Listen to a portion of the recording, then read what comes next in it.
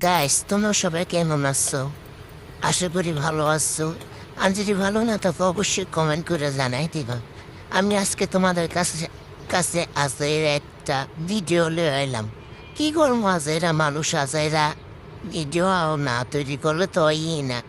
তো আজকে বিশাল বড় একটা মাটির ঝাঁঝরির ভিতরে ঝাঁঝরি পিঠা তৈরি করবো। এই লেগা ঝাঁঝরি লিয়া লিছি।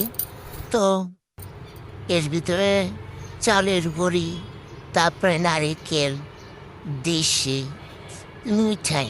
তো এখন তো মিঠাই সিজন না, এখন তো গরম, প্রচণ্ড গরম, এখন তো মিঠাই পাওয়া যায় না। কিন্তু আমরা আমাদের হাসুয়াপাত থেকে শিখেছি যে কিভাবে ফ্রোজেন করে অনেক কিছু সংরক্ষণ করা যায়। যে জিনিস নাই বা যে জিনিসের দাম বেশি, ওই জিনিসটা কীভাবে যখন দাম কম থাকে বা নতুন যখন বাইরে, তখন এটা কীভাবে সংরক্ষণ করে দেওয়া যায়, তার থেকে অনেক কিছু শিখছি।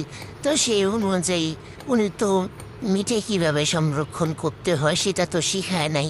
তারপরও নিজের থেকে, নিজের বুদ্ধির থেকে শিখছি যে যখন শীত ছিল তখন মিঠাই কিনা ফ্রিজে রেখে দিচ্ছি। এখন গভর্নমেন্ট দিনে সে মিঠাই দিয়া পিঠা তৈরি করবো। তো চিন্তা করছি যাদের পিঠা বানাবো, তাজেরা মানুষ কি আর করবো, যেই বাবা সেই কাম। তো এর লেগে আজের একটা কাম শুরু করছি। তো বড় বড় আমার বড় মিনি কিচেনে, ছোট্ট মিনি কিচেনে বড় বড় চাজর পিঠা বানাবো।